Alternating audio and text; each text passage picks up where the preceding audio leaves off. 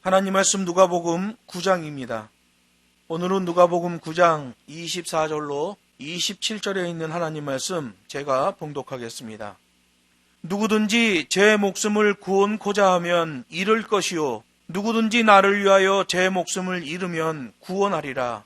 사람이 만일 온 천하를 얻고도 자기를 잃든지 빼앗기든지 하면 무엇이 유익하리요? 누구든지 나와 내 말을 부끄러워하면 인자도 자기와 아버지와 거룩한 천사들의 영광으로 올 때에 그 사람을 부끄러워하리라. 내가 참으로 너희에게 이르노니 여기 섰는 사람들 중에 죽기 전에 하나님의 나라를 볼 자들도 있느니라. 아멘. 본문 말씀을 가지고 고난의 복음을 부끄러워하지 않는 기독교인이라는 제목으로 세 번째 시간 하나님 말씀을 증거하겠습니다. 성경은 믿음의 순종을 강조해요. 믿음의 실천을 강조하는 거죠. 그래서 최종의 심판인 백보자 심판 때에는 행위에 대하여 심판하신다고 성경에 명백히 기록해 놓고 있는 거예요. 예수님은 장차 자신에게 임할 고난에 대하여 네 가지로 설명을 하셨어요. 십자가 대속의 고난을 당하게 될 것이다. 또 유대 종교 지도자들로부터 불합격 처분을 받고 버림을 당하게 될 것이다. 또 십자가에 달려 죽고 무덤에 들어가게 된다라고 말씀하셨고요. 네 번째 예수님의 고난은 부활 직전까지 사망의 권세 아래 갇혔다가 다시 살아나게 될 것이다 라고 말씀하셨어요. 여러분, 그래서 우리 기독교는 고난의 종교예요. 우리 기독교의 복음은 고난의 복음이에요. 우리 기독교의 신학은 고난의 신학이에요. 그렇게 예수님의 고난에 대하여 악의적으로 가담하게 될 사람들도 성경에 기록하고 있어요. 장로들, 대제사장들, 서기관들, 그들은 유대교 핵심 종교 지도자들이잖아요. 누구보다도 여호와의 종교를 바르게 알고 실천하며 가르쳐야 되는 사람들이었는데 성경을 보니까 실제로 그들은 방해를 하는 사람이었다는 것을 알게 되는 거죠.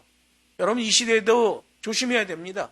교회를 다니고 중직자가 되고 어떤 사람은 목사가 되어서 어떤 사람은 사역자가 되어서 하나님의 일을 한다고 하지만 실제로는 방해를 하는 사람들이 있을 수 있다는 거죠. 예수님은 자신이 가시려는 고난의 길을 명백하게 나타내셨고 예수님을 따르는 그리스도인들의 삶에 대해서도 언급하셨어요. 고난의 삶, 고난의 매뉴얼. 그래서 예수님을 따르는 기독교인들의 삶을 세 가지로 정리하셨어요. 자기를 부정하는 자가 되어야 된다. 자기 십자가를 지는 자가 되어야 된다. 그리고 그 자기를 부정하고 자기 십자가를 지는 삶을 계속 지속적으로 유지해야 된다라고 말씀하신 거죠. 자기를 부정하는 것, 어떤 이벤트를 통해서 수련회 가서 기도원에 가서 잠깐 반짝, 그거는 의미가 없어요. 자기 십자가를 지는 것, 어느 이벤트를 통해서 수련회 때 발 닦아주면서 반짝하는 거 의미 없어요. 주님이 말씀하셔요. 예수의 고난, 그 고난에 동참하는 자들은 자기를 부인하고 자기 십자가를 지고 세 번째까지 나가야 돼. 그것을 지속적으로 유지하고 나가야 된다라고 말씀하시는 거죠. 그래서 기독교 신앙은 크게 두 가지예요. being의 신앙이 있고 doing의 신앙이 있어요. being의 신앙은 본질적으로 주님이 요구하시는 그 삶을 지속해가는 삶이에요. being. doing은 자기 소견에 옳은 대로 계속하는 거예요. doing의 삶은 아무 의미가 없어요. 헛발질이에요. 여러분, 공중에 헛발질 해보세요. 이마에 땀이 나고 허리도 아프고 온몸이 땡깁니다. 땀나고 힘들다고 해서 뭔 일을 하는 것 같지만 그 의미 없어요. 그냥 허공에 헛발질일 뿐이죠. 유대 종교 지도자들, 그들은 실제적으로 방해를 하는 사람들이었어요. doing이에요. 자기네들 마음대로 하는 거죠. 하나님이 요구하시는 삶은 being이에요. 본질적 자세. 그러니까 기준이 내 밖에 있어야 돼요. 하나님이 요구하시는 계명에 의해 내 삶이 통제가 돼야 된단 말이에요. 내 안에 기준이 있어가지고 내 마음대로 하는 건 그건 의미 없어요. 누잉이 되고 허공에 헛발질을 하게 되는 거지요. 이제 자기 욕심의 갈림길에서 어떻게 해야 하는가를 본문이 말씀하고 있어요. 여기 24절 말씀 보면 누구든지 제 목숨을 구원코자 하면 잃을 것이요 누구든지 나를 위하여 제 목숨을 잃으면 구원하리라. 역설법이죠. 제 욕심으로 폭주하는 자에 대한 말씀을 하셔요. 자기만을 위한 삶, 그런 이기적인 삶으로 체질화된 사람은 결국 모든 것을 잃게 되고 말 것이다 라는 말씀이에요. 그런 이기적인 삶을 사는 사람은 자기의 부귀 영화만 추구하는 그 욕망을 절대로 내려놓을 수가 없습니다. 즉 자기를 부인하지 못하기 때문에 자기 생각대로 살아요. 자기 기준대로 살아요. 자기 욕심에서 빠져나올 수가 없지요. 그래서 예수님이 말씀하셨어요. 마태복음 6장 24절에 보면 하나님과 물질을 겸하여 섬길 수가 없다 이렇게 말씀하셔요. 심지어 두 주인을 섬길 수 없다 이렇게도 말씀하셔요.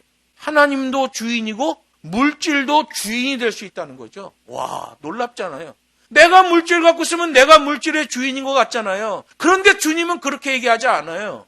네가 물질의 욕심을 갖고 있느냐? 그 물질이 너의 주인이다 이렇게 말씀하신단 말이에요. 자기 욕심의 갈림길에서 제 욕심으로 폭주하는 자는 그 물질의 종이 되고 마는 거예요. 여러분, 물질 자체는 중립적인 재료예요. 물질 자체가 악하진 않습니다. 그러나 그 물질을 대하는 사람에 따라 정직의 물질이 있고 욕심의 물질이 있는 거예요. 물질은 중립적이에요. 칼이 있어요. 엄마 손에 들리면 음식을 준비하는 도구가 되는 거예요. 강도의 손에 들리면 사람을 찌르는 칼이 돼버리는 거예요. 물질은 중립적입니다. 그런데 그 물질을 대하는 사람에 따라서 정직의 물질이 될 수 있고 욕심의 물질이 될 수도 있는 거예요. 그래서 심판이 있는 겁니다. 요즘은 세상이 물질 만능주의에 함몰돼 있어요. 30도 안 넘은 젊은이가 자기의 노후를 대비한다고 물질에 욕심을 부리고 영끌을 하고 난리 법석을 떨어요. 기독교인들도. 난 묻고 싶어요. 영끌하는 당신의 마음속에 하나님이 계신가? 하나님이 안 계신다 말이에요. 욕심으로 물질을 추구하는데 거기에 하나님이 계신가? 이걸 먼저 판단해야 된다 말이에요. 거기에 하나님이 없지요. 그저 욕심의 폭주만 있는 거예요. 물질에 대한 욕심이 하나님의 계명 때문에 제어된다면 하나님의 계명이 그 사람의 인생에 효과적으로 적용된다면 그는 천국 백성입니다. 교회 다니다 보면 그런 사람들이 있어요. 내가 돈 생기면 이제 뭐 좀 하겠습니다. 그 허상입니다. 지금의 내가 중요한 거예요. 여러분, 작은 돈에서 인색한 사람이 큰 돈이 생겼다고 후회지는 게 아니에요. 큰 돈이 생겨도 후회지는 사람이 되려면 작은 돈일 때도 인색하지 않습니다. 왜 이런 얘기예요? 주님이 말씀하셨단 말이에요. 두 주인을 겸하여 섬길 수 없다. 하나님이 주인인지 물질이 주인인지 헷갈리는 사람들이 있단 말이에요. 기독교인인데. 그래서 말씀드리는 거예요. 작은 돈에 인색한 사람은 큰 돈이 생겼다고 해서 후회지는 게 아니에요. 그 사람의 물질의 씀씀이를 보면 그가 천국 백성인지 아닌지를 알 수 있단 말이에요. 그렇기 때문에 참 회개는 그의 호주머니 상황을 살피면 대충 알 수 있습니다. 성경에도 그런 거 많이 나오잖아요. 부자 청년에 대한 이야기도 그렇습니다. 가룟 유다에 대한 이야기도 그렇습니다.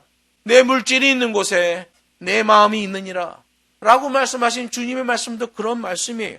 만약에 자기의 욕심, 폭주 현상으로 인해 타인이 보이지 않는다면 결국 그 욕심의 폭주 때문에 자기의 영혼을 잃게 될 것이다 라고 주님이 말씀하고 있잖아요. 그러한 물질욕의 폭주는 거대한 오염의 물결처럼 또 지구를 삼켜버린 코로나처럼 사람들을 삼켜버립니다.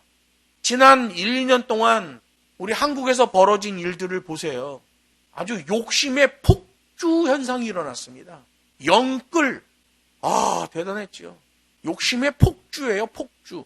그런데 시간이 지나고 보니까 영끌이 아니라 영털이에요.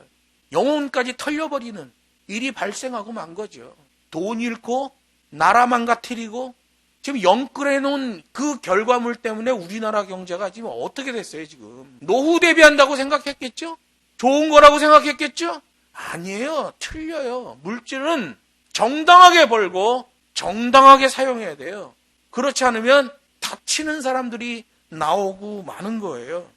영끌을 했어요. 혹여 요행으로 영털을 안 당했을지라도 그 욕심의 물질은 그가 하나님 앞에서 심판을 받을 때에 부인할 수 없는 증거가 되는 거예요. 나 영끌해갖고 아파트 샀는데, 나 뭐뭐 샀는데 떨어지기 전에 팔았어. 나 돈 엄청 벌었어. 그래도 다행이네. 그런 판단? 지금 혹여 그걸 피해갔을지라도 하나님의 심판 앞에서는 그 물질이 증거가 된단 말이에요. 심판의 증거가 되는 거예요. 24절 말씀 후반절이 말합니다. 욕심이 주의 계명에 의해 폭주되지 않고 관리가 되고 있는 사람을 말해요. 세속주의와 타협하게 되면 행위의 심판이 시작될 때 결국 제 목숨, 제 생명을 잃을 수밖에 없는데 하나님의 말씀으로 그 욕심이 제어가 된다면 그건 복이죠. 그렇기 때문에 우리 그리스도인들은 하나님께서 말씀하시는 기독교인의 삶의 방식을 잘 기억해야 돼요. 그런 자세의 믿음은 시련의 때, 고난의 때 더욱 효과적으로 빛을 내기 시작하기 때문에 그래요. 최후의 심판, 최후의 행위 심판 이후에 새롭게 시작되는 하나님의 나라, 그 하나님의 나라를 누리는 자가 돼야 돼요. 오늘 본문 24절 후반절에 있는 사람이 그 새 예루살렘을 누릴 사람이라고 주님이 말씀하고 있는 겁니다. 요한복음 12장 25절에서 이렇게 얘기해요. 자기 생명을 사랑하는 자는 잃어버릴 것이요 이 세상에서 자기 생명을 미워하는 자는 영생하도록 보존하리라. 이게 자기 생명을 사랑하는 건 이해되는데 자기 생명을 미워하는 자가 영생하는 자가 된다는 거예요. 자기 생명을 미워하는 게 무슨 말이에요? 쾌락주의를 얘기하는. 사람들은 쾌락을 좋아하잖아요. 쾌락 좋지요. 쾌락주의는 나쁜 거예요. 저 자전거 타고 라이딩할 때 힘은 들지만 굉장히 상쾌하고 좋아요. 요 계양산 중턱까지 올라가면 다리도 후들거리지만 굉장히 기분 좋아요. 쾌락이에요. 삶에서 쾌락을 추구하는 것 괜찮아요. 쾌락주의는 안 좋아요. 요한복음 12장 25절이 이렇게 얘기하는 거예요. 자기의 쾌락주의를 사랑하는 자는 잃어버릴 것이요 이 세상에서 자기 쾌락주의를 미워하는 자는 영생하도록 보존하리라. 마가복음 8장 35절이 이렇게 얘기해요. 예수 그리스도와 복음을 위한 삶, 그가 천국을 누리게 될 것이다. 이렇게 말해요. 여러분, 진리는 고독하지만 날마다 새로운 거예요. 세상에서 핍박받고 고난당하는 것 때문에 예수를 믿는다는 것이 힘들어요. 고독해요. 그러나 오늘도 고난의 삶을 담아낼 때 그 진리는 날마다 새롭게 나에게 다가오는 거예요. 진리는 고독하나 날마다 새로운 거예요. 세상 욕심과 기준에서 소중하다고 여겨지는 것들, 자기 욕심을 통해서 보여지는 것들, 그것을 예수와 복음 때문에 포기할 때 그것은 잃는 것이 아니라 얻는 것이 된다는 게 천국 역설법이에요. 날마다 새롭게 갱신되는 진리죠. 오늘도 내 쾌락주의를 내려놓고 고난의 길을 걸어가고 하나님의 말씀의 매뉴얼을 적용하는 것. 진리는 날마다 새로운 거예요. 여기 25절에서는 단순 명료한 가치 기준을 정립시켜줘요. 온 천하와 자기 생명을 비교합니다. 사람이 만일 온 천하를 얻고도 자기를 잃든지 빼앗기든지 하면 무엇이 유익하리요? 그리스도인들이 추구해야 할 진정한 가치에 대한 문제를 말씀하고 있는 거예요.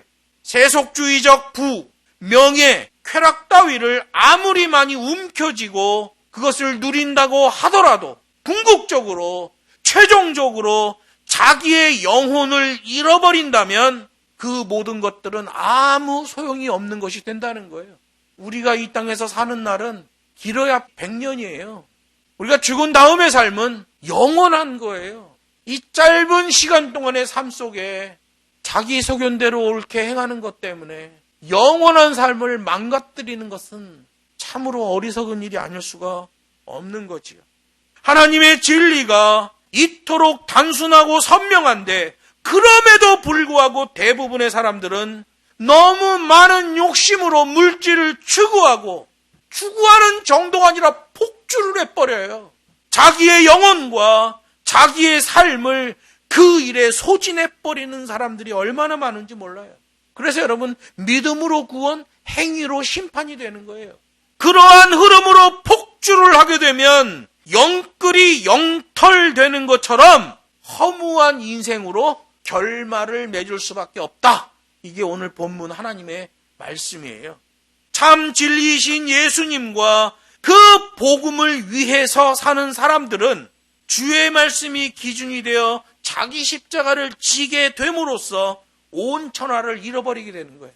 자, 온 천하를 얻고 자기를 잃어버리는 사람이 있고요. 온 천하를 잃고 자기 생명을 구원하는 사람이 있다는 거예요. 우리가 이 세상에 살며 자기 십자가를 지고 온 천하를 잃을 때에 그게 바로 고난의 삶이에요.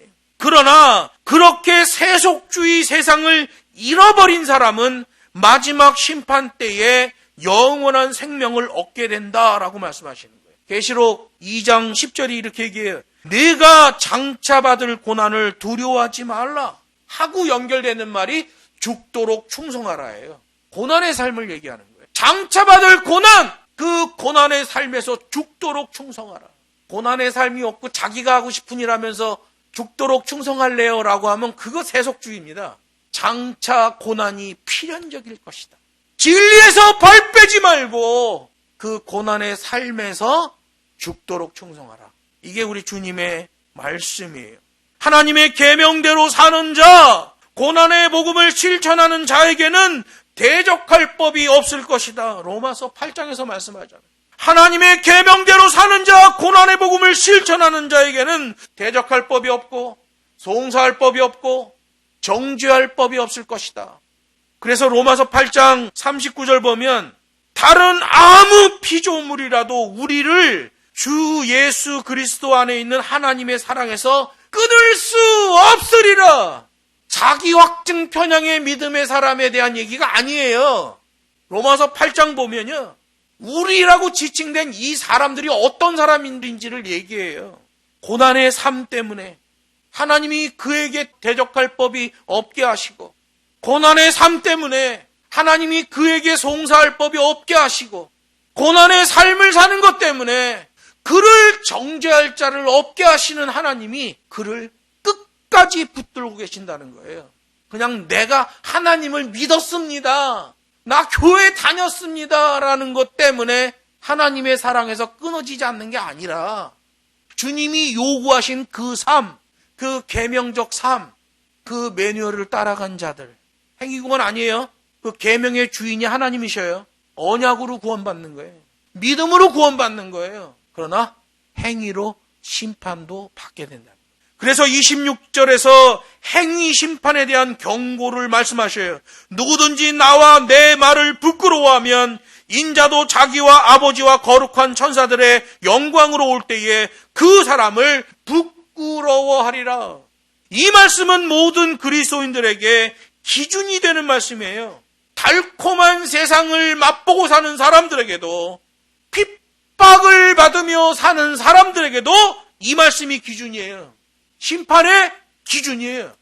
참 그리스도인이라면 예수님과 예수님의 복음을 부끄러워해서는 안 된다는 말씀이에요. 그 고난의 복음을 기뻐하고 귀하게 여기고 사모하고 힘쓰고 애써 실천으로 담아내야만 한다. 여러분, 예수님을 따르는 삶을 보면, 세상적인 기준에서 보면 실패자의 삶, 루저의 삶으로 보입니다. 그것을 부끄러워해서는 안 된다는 말씀이에요. 예수님께서 말씀하셨어요. 나와 내 말을 부끄러워하면 인자도 그를 부끄러워하리라. 어느 때에 이렇게 하신다는 얘기예요? 오늘 본문에 말씀하시잖아요. 재림의 때에, 최종 심판, 행위 심판의 때에 수석 재판장으로 오시는 예수님이 그를 부끄러워하신다는 거예요. 여러분, 누가복음이 쭉 기록되다가 이 9장에 와서 오늘 본문에서 처음으로 예수님의 재림이 언급되는 겁니다. 그런데 뭐와 관련해서 예수님의 재림을 설명하셔요? 행위 심판에 대한 경고에서 이 말씀이 나오는 거예요. 최후 심판을 예수님에게 위임하신 여호와 성부 하나님, 그분 이름이 나오죠. 최후 심판을 하나님으로부터 위임받아 심판의 재판장으로 재림하시는 예수 그리스도, 오늘 본문 26절에 나오지요. 최후의 심판, 그 행위 심판을 보좌하기 위해 동행 임재하는 심판 주국의 천사들 동행하잖아요. 마태복음 16장 27절은 예수님의 이러한 영광의 재림을 더 정확하게 확인해줘요. 마태복음 16장 27절이 이렇게 되어 있어요. 인자가 아버지의 영광으로 그 천사들과 함께 오리니 그때에 각 사람의 행한 대로 갚으리라. 행위심판이라니까요.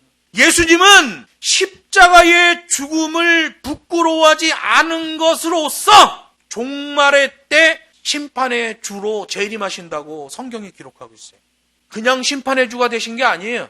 십자가의 고난, 그 죽음을 부끄러워하지 않으신 것 때문에 하나님이 최종 심판의 심판장으로 예수님에게 위임하시는 거예요. 히브리서 12장 2절에 이렇게 기록하고 있어요. 믿음의 주요 또 온전케 하시는 이인 예수를 바라보자. 저는 그 앞에 있는 즐거움을 위하여 십자가를 참으사 부끄러움을 개의치 아니하시더니 하나님 보좌 우편에 앉으셨느니라. 이렇게 말씀하시는 거예요. 하나님 보좌 우편에 앉으셨다는 이 히브리서의 기록은 예수님을 심판의 주로 삼으셨다는 의미예요. 그 이유가 뭐예요? 십자가의 부끄러움을 개의치 않으셨다. 부끄러워하지 않으셨다는 거예요. 그것 때문에 하나님이 예수님에게 심판의 주의 그 권한을 위임하셨다. 결국 행위 심판의 기준이 바로 그것이라는 거예요. 행한 대로 갚으리라. 로마서 14장 12절이 그 심판에 대해서 이렇게 말해요. 이러므로 우리 각인이 자기의 일을 하나님께 직고하리라. 직고라는 건 자기가 자기 입으로 알아야 한다는 얘기잖아요. 그런데 자기가 잘못한 걸 이것도 잘못했어요, 저것도 잘못했어요. 자기가 잘못한 것을 생각나는 걸 입으로 얘기하는 그런 개념이 아니에요. 증거가 제시될 때에 그 증거에 대해서 반론을 제기하지 못한다는 것. 하나님의 심판의 책에 기록된 그 행위들에 대하여 주님이 맞느냐 보여주실 때에 그것을 인정할 수밖에 없다. 직고하리라. 하나도 부인할 수 없을 것이다 라는 말씀이에요. 종말에 서신 베드로전서 4장 5절에서도 말해요. 저희가 산자와 죽은 자 심판하기를 예비하신 자에게 직고하리라. 심판의 자리에서 하나님이 증거를 제시할 때에 어느 하나도 부인할 수 없을 것이다 라고 말씀하시는 거예요. 예수와 복음을 부끄러워하는 삶을 산 자들은 세상에서는 부귀영화를 얻을 수 있을지는 모르겠으나 재림의 때에는 부끄러운 자라는 판단을 받게 된다는 거예요. 이게 지금 누구에 대한 얘기예요? 안 믿는 자에 대한 얘기예요? 아니에요. 믿는 자들에 대한 얘기예요. 예수를 믿는다고 하면서 고난의 신학을 부끄러워하는 자, 고난의 그리스도를 부끄러워하는 자들은 행위 심판의 때에 부끄러움을 당하게 될 것이다. 이렇게 말씀하시는 거예요. 그러한 복음의 역설적 능력을 믿었던 사도 바울은 로마서 8장에서 말하는 거예요. 고난의 삶을 순종하여 실천하는 자들에게는 대적할 법이 없고 송사할 법이 없고 정죄할 법이 없다. 로마서 1장 16절에서 얘기해요. 내가 복음을 부끄러워하지 아니하노니 이 복음은 모든 믿는 자에게 구원을 주시는 하나님의 능력이 됨이라. 하나님의 고난의 복음이라는 거예요. 독생자이신 예수 그리스도께도 그 복음을 적용하셨어요. 예수 그리스도가 죽으심으로, 예수 그리스도가 다시 부활하심으로, 예수 그리스도가 다시 재림하실 것 때문에 이 지상에 둔 예수님의 몸된 교회, 그 교회도 여전히 고난의 복음으로 체질화되어야 된다는 말씀. 심판의 기준이 되는 거예요. 고린도후서 6장에 보면 사도 바울이 이렇게 얘기해요. 이 직책에 회방을 받지 않게 하려고 무엇에든지 아무에게도 꺼리끼지 않게 하고, 하나님이 주신 복음 전파자의 삶, 그리스도인의 삶, 이 기준을 흐트러뜨리지 않으려고, 여기에 어떠한 저촉이라도 발생하지 않으려고 자세를 잡았다는 거예요. 그랬더니 속이는 자 같으나 참되고, 무명한 자 같으나 유명한 자가 되었고, 징계를 받는 자 같으나 죽임을 당하지 아니하였고, 근심하는 자 같으나 항상 기뻐하는 자가 되었고, 가난한 자 같으나 많은 사람을 부욕해 하는 자가 되었고, 아무것도 없는 자 같으나 모든 것을 가진 자가 되었다 라고 사도 바울이 고백하고 있는 거예요. 여기 27절은 최종 목적지 하늘나라에 대한 말씀을 하셔요. 내가 참으로 너에게 이르노니 여기 섰는 사람 중에 죽기 전에 하느님의 나라를 볼 자들도 있느니라. 여기서 말하는 하나님의 나라는요, 가짜 기독교에서 추구하는 그런 세속주의적 결과물을 말하는 게 아니에요. 예수 믿으면 천당 갑니다, 이 얘기하는 게 아니에요.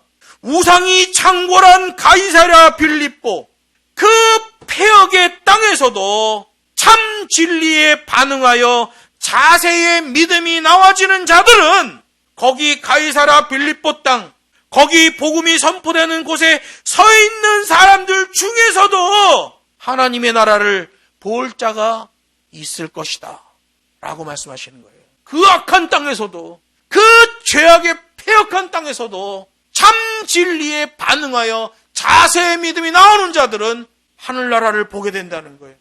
여기서 이 하늘나라를 잘못 해석하면 이 예수님의 재림으로 착각할 수가 있어요. 그 얘기하는 게 아니에요. 오늘 본문 말씀 딱 지난 다음에 보면 28절부터 변화산에서 변모된 예수님을 보여주잖아요. 변화의 몸을 입을 교회, 중요한 개념이죠. 여러분, 이 변화의 몸은 어린 양 혼인잔치에 대한 말씀이에요. 어린 양 혼인잔치 때는 변화의 몸입니다. 그리고 백보자 심판이 끝난 다음에는 영화의 몸으로 바뀌어요. 변화의 몸은 시공을 초월하지만 음식을 먹습니다. 예수님의 부활 모습을 보면 알 수 있죠. 예수님의 부활하신 모습은 변화의 몸이었어요. 이 변화산에서도 보여주잖아요. 만져집니다. 야, 배고프니까 물고기 좀 가져와라. 먹습니다.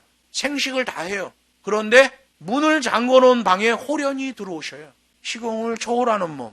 그러나 생식을 하는 몸이에요. 변화의 몸입니다. 영화의 몸은 생식을 하지 않습니다. 주님이 말씀하시잖아요. 7 형제와 살았던 한 여인에 대한 얘기를 하셔요. 천국에서는 결혼을 하지 않느니라. 생식이 안 됩니다. 변화의 몸과 영화의 몸이 달라요. 교회는 땅에 있는 하늘나라예요. 구원의 방주예요. 하나님의 통치가 임하는 바실레이아 교회예요. 순종의 자세, 자세의 믿음이 나오는 자들이 모여있는 곳이 바로 교회예요. 교회는 하나님의 말씀이 왕의 말씀으로 선포되는 곳입니다. 하나님의 말씀이 그렇게 하라 그러면 그렇게 하는 것이고, 하나님의 말씀이 그렇게 하지 말라 그러면 그거 하지 않는 거예요. 이게 교회예요. 사람들이 만드는 프로그램, 이벤트, 이런 거로 볼거리, 들을거리, 문화 행사하는 곳이 아니라 말이에요. 교회는 땅에 있는 하늘나라, 예수님의 몸된 교회예요. 가이사랴 빌립보 땅에, 그 죄악의 땅에, 그 복음이 선포되는 그 시점에 거기에 서서 예수님의 복음의 말씀을 듣고 있는 자들 중에는 하늘나라를 볼 자가 있다. 뭐예요? 28절부터 보여주시는 변화의 몸이신 예수 그리스도, 변화의 몸을 입을 교회, 교회는 땅에 있는 하늘나라예요. 그리고 부활체가 되어 승천하시는 예수님도 보여주셨잖아요. 영화의 몸을 입을 교회도 보여주셨어요. 새 예루살렘 거민이죠. 또 오순절 마가다락방에 강력히 임하시는 성령도 보여주셨어요. 지상에 태동되는 교회를 지키시고 인도하시는 성령 하나님이죠. 이 모든 게 교회를 위한 거예요. 예수님의 초림, 교회를 위한 거예요. 성령의 임재하심, 교회를 위한 거예요. 예수님의 재림, 교회를 위한 거예요. 교회는 땅에 있는 하늘나라. 가이사랴 빌립보에서 그 예수님으로부터 참복음을 듣고 있는 자들은 바로 이러한 하나님의 나라를 살아서 볼 자가 있을 것이다. 태동하는 교회, 예수의 몸된 교회, 그 교회를 볼 자가 있을 것이다. 이것을 다 통과하여 지상에 세워지는 교회, 고난 속에서도 충성과 헌신의 자세, 끝까지 겸손하고 끝까지 충성하는 교회, 재림의 주께서는 그 교회를 기뻐하시고 그 이름을 부르시고 칭찬하시고 영원한 천국에 입성하게 하여 안식을 주신다라고 말씀하십니다. 계명으로 예정하시고 계명으로 섭리하신 하나님의 이러한 경륜은 대적할 법이 없고 송사할 법이 없고 정죄할 법이 없다라고 말씀하시는 거예요. 이 계명이 우리 안에서 살아 움직일 때 그는 고난의 신학을 가진 백성이요, 고난의 복음을 가진 백성이요, 예수 그리스도를 따라 충성하는 하나님의 백성이 되는 거예요. 말씀을 맺습니다. 성경은 고난의 복음, 고난의 신학을 말씀하셔요. 그리고 그 천국 매뉴얼에 순종하는 성도가 될 것을 우리에게 요구하시는 거예요. 예수께서 여신 구원의 길을 걸으라. 그 구원의 길은 고난의 길을 얘기해요. being의 길이에요. doing이 아니에요. 그런 그리스도인이 예수의 장성한 분량에까지 성장할 수 있게 된다는 거예요. 저희는 하나님의 계명과 예수의 믿음을 지키는 자라. doing으로 지킨 게 아니라 being으로 지킨 거예요. 자기 소견에 옳은 대로 자기가 생각에 이것이 맞겠지라는 거로 지킨 게 아니라 하나님이 계시하신 계명으로 지킨 거예요. 그래서 수동태 믿음이 되는 거예요. 내가 그 계명을 지켰어도 영광을 하나님께 돌리는 순종이 되는 거예요. 법과 시계의 계명을 따라 근사하고 반듯한 그리스도인으로 성장하여 가르쳐 지키게 하는 복음의 진수가 나오는 주의 축복의 백성 우리 모두가 되기를 주 예수의 이름으로 축복합니다.